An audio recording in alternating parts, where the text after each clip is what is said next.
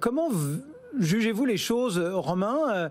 Deux séances plutôt assez nettement baissières, et puis là, une petite hausse qui n'a pas l'air d'être très convaincue.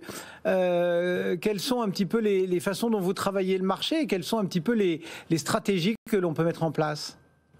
Alors, on était opportuniste, assez prudent, comme la plupart des investisseurs en ce moment, et pour cause.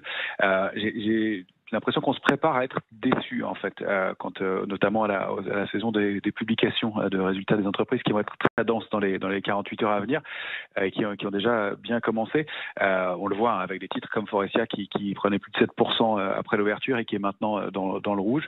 Il y a plutôt la spéculation qui fait des arbitrages et qui crée des alertes. On l'a vu hier, hein, avec en fin de semaine, avec un indice Nasdaq qui baissait pendant 3 jours, avec des volumes forts, des accélérations baissières marquées, et qui revient tester des niveaux d'alerte importants, et puis qui rebondit ensuite avec des volumes à nouveau forts. Et sur le futur CAC 40, on observe ce même genre de comportement, avec vendredi, dans le mouvement de baisse, 6000 contrats futurs ouverts, avec une position globale sur le futur CAC 40 qui est de l'ordre de 300 000 contrats futurs, donc un peu de pression baissière quand même. Et puis hier, on baisse de 2% complémentaires sur l'indice parisien, et là, 1000 contrats futurs sont détruits. C'est-à-dire que il n'y a pas de pression baissière supplémentaire, et au contraire, malgré le mouvement de baisse, il y a moins de contrats futurs, donc une diminution de la pression baissière. Ça se traduit aujourd'hui par un rebond qui est plutôt technique. En plus de ça, au moindre signe d'alerte, on voit que les opérateurs se protègent, ils se couvrent.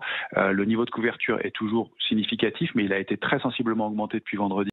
On a plus de 2 options de vente pour une option d'achat sur l'indice parisien, donc ça amortit aussi ces risques de baisse.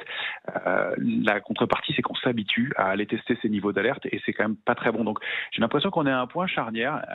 On rappelle que nous, on est toujours dans une configuration où on pense que soit le marché va continuer à latéraliser comme il le fait depuis quelques temps déjà, soit donner une accélération baissière plus marquée, et on arrive dans une période qui devient un petit peu dangereuse. Donc cette publication des résultats pourrait être le déclencheur, cette saison de publication pourrait être le déclencheur, sinon ça pourrait se faire un peu plus tard dans l'été, mais on reste assez parcimonieux. Alors les niveaux techniques qu'on surveille sur l'indice parisien, sur le futur CAC 40 qui cote une 60aine de points plus bas que l'indice CAC 40 cash, eh bien c'est la zone 6260, 6312 en bas. Il faut vraiment préserver ce niveau-là, sinon il y a un risque d'accélération baissière plus marqué et assez lourd, dans ces cas-là de 300 points au minimum pour aller plus bas.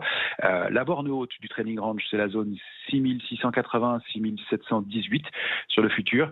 Ça va être vraiment le niveau très très fort à déborder, et ça paraît compliqué dans l'immédiat. Et on s'articule pour l'instant dans ce trading range autour d'une médiane qui est située entre 6472 et 6490. On n'a pas réussi à franchir 6472 ce matin, c'est même le niveau sur lequel on a buté. Donc on est du côté bas du trading range, donc il y a un biais un peu plus baissier. Donc on est sous ce niveau-là. L'accélération haussière, elle sera un peu plus marquée si on arrive à déborder au-dessus de cette médiane. Un niveau important, c'est 6548 et demi. Pour repasser haussier, il faudra vraiment franchir 6773. On n'y est pas pour l'instant.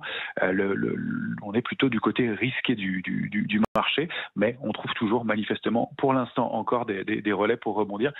Pas d'opportunités fantastiques sur les valeurs quand on les regarde individuellement pour l'instant. Voilà donc l'analyse et la proposition faite par Romain Dobré depuis